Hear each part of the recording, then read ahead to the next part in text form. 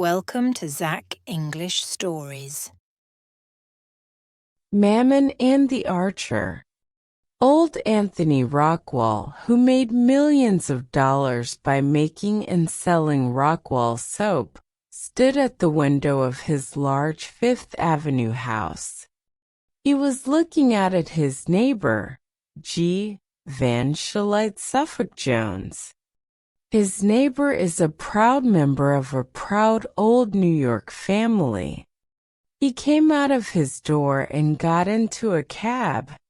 He looked once quickly, as usual, at Anthony Rockwall's house. The look showed that Suffolk Jones was a very important man, while a rich soap maker was nothing. "I will have this house painted red, white, and blue next summer," said the Soap King to himself. "And we'll see how he likes that." And then Anthony Rockwall turned around and shouted, "Mike," in a loud voice. He never used a bell to call a servant. "Tell my son," he said when the servant came, "to come to me before he leaves the house." When young Rockwall entered the room, the old man put down the newspaper he had been reading.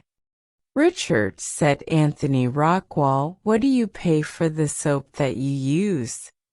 Richard had finished college 6 months before, and he had come home to live. He had not yet learned to understand his father. He was always being surprised. He said, $6 for 12 pieces. "And your clothes?" "About $60 usually." "You are a gentleman," said his father.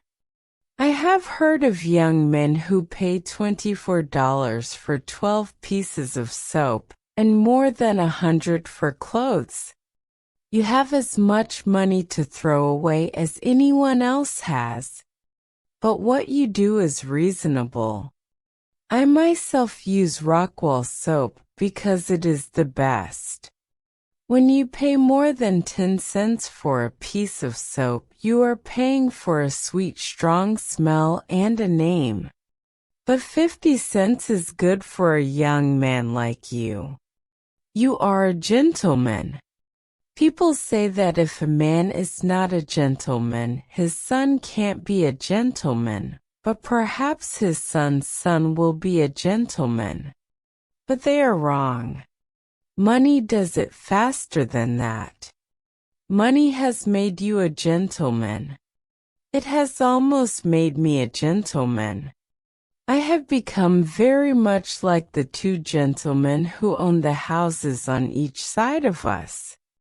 My manners are now almost as bad as theirs. But they still can't sleep at night because a soap maker lives in this house. "There are some things that money can't do," said the young man rather sadly. "Don't say that," said old Anthony. "Money is successful every time. I don't know anything you can't buy with it. Tell me something that money can't buy. And I want you to tell me something more. Something is wrong with you. I've seen it for 2 weeks. Tell me.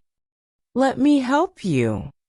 In 24 hours I could have $11 million here in my hands. Are you sick?"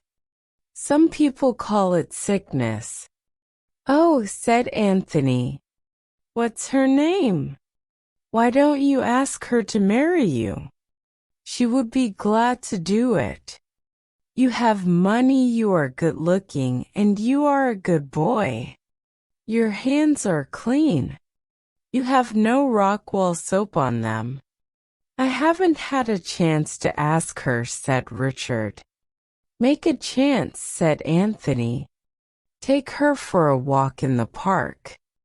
Or walk home with her from church. You don't know the life of a rich girl, father. Every hour and minute of her time is planned. I must have her, or the world is worth nothing to me. And I can't write to say I love her.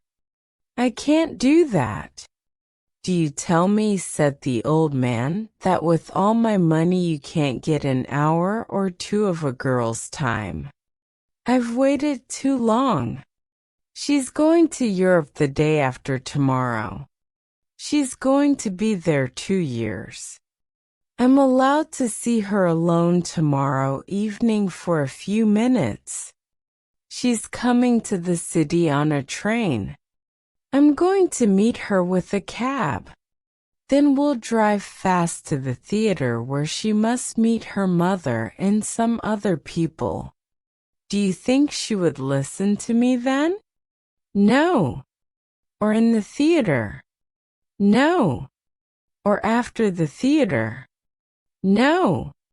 No, Father, this is one trouble that your money can't help. We can't buy 1 minute of time with money. If we could, rich people would live longer. There's no hope of talking with Miss Lantry before she sails. Richard, my boy, said old Anthony, I'm glad you're not really sick. You say money won't buy time?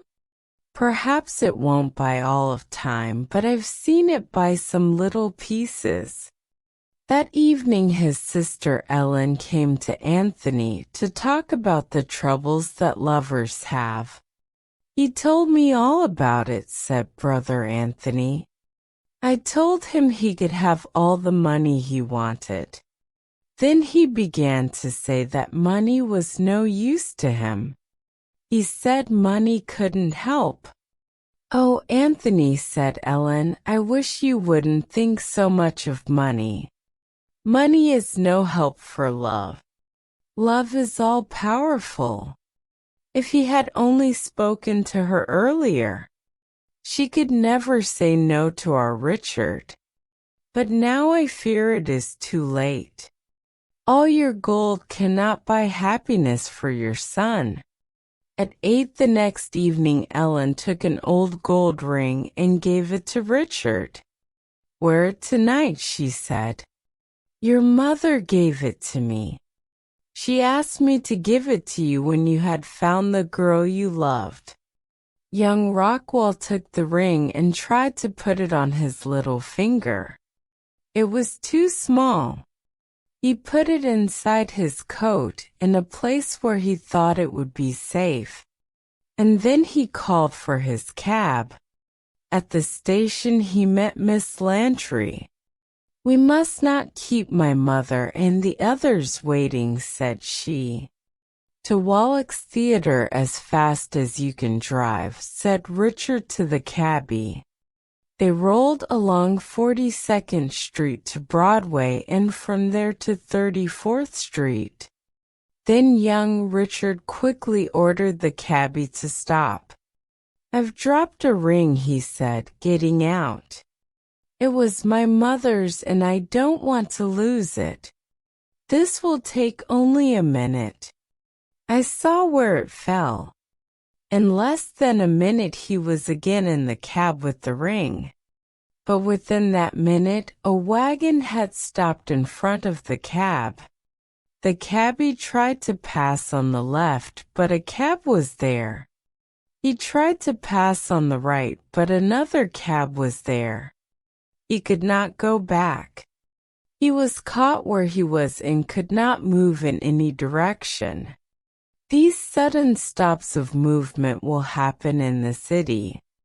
Instead of moving along the street in their usual orderly way, all the wagons and cabs will suddenly be mixed together and stopped. Why don't you drive further? Said Miss Lantry. We'll be late. Richard stood up in the cab and looked around. He saw a stream of cabs and wagons and everything else on wheels rolling toward the corner where Broadway, 6th Avenue, and 34th Street meet. They came from all directions, and more were rolling toward them. More and more were caught there. Drivers and cabbies shouted, Everyone on wheels in New York City seemed to be hurrying to this place. "I'm very sorry," said Richard. He sat down again. "We can't move. They won't get this straight in an hour. If I hadn't dropped the ring, we—" "Let me see the ring," said Miss Lantry.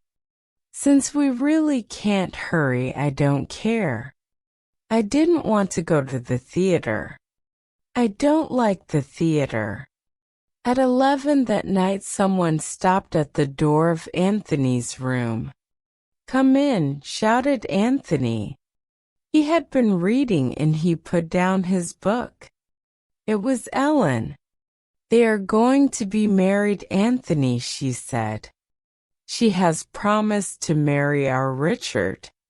On their way to the theater, their cab was stopped in the street.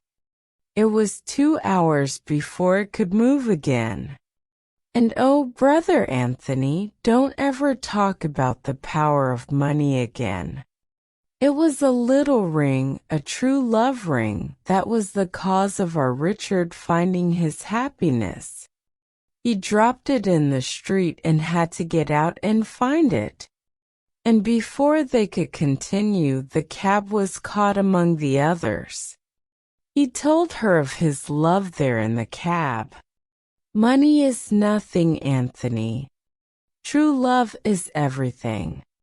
"I'm glad the boy got what he wanted," said old Anthony. "I told him I didn't care how much money." "But, Brother Anthony, what could your money do?" "Sister," said Anthony Rockwell, "I'm reading a book with a good story in it. It's a wild adventure story, but I like it. And I want to find what happens next. I wish you would let me go on reading. The story should end there." "I wish it would. I'm sure you too wish it would end there. But we must go on to the truth." The next day, a person with red hands and a blue necktie, whose name was Kelly, came to Anthony Rockwell's house to see Anthony.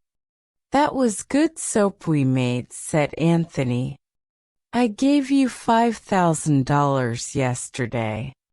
"That was good soap we made," said Anthony.